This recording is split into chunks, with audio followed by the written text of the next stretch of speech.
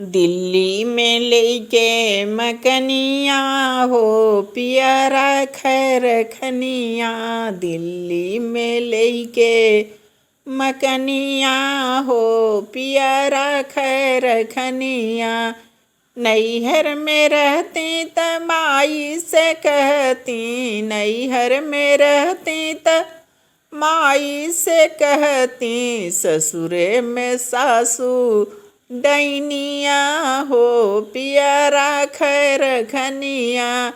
ससुरे में सासू डैनिया हो पियरा खैर खनिया।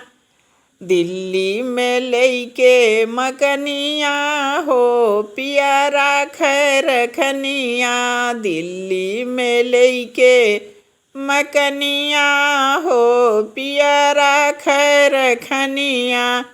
नैहर में रहती त चाची से कहती, नैहर में रहती त चाची से कहती। ससुरे में गोतिन नगिनिया हो पियरा खैर खनिया।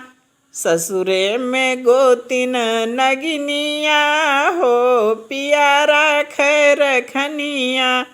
दिल्ली में लेके मकनिया हो पियरा खैर खनिया।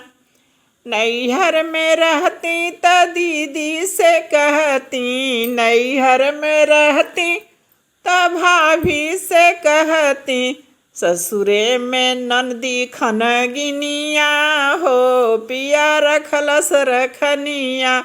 ससुरे में ननद खनगिनिया हो पियरा खैर खनिया। दिल्ली में लेके मकनिया हो पियरा खैर खनिया। दिल्ली में लेके मकनिया हो पियरा खैर खनिया। दिल्ली में लहलस मकनिया हो पिया रखलस रखनिया।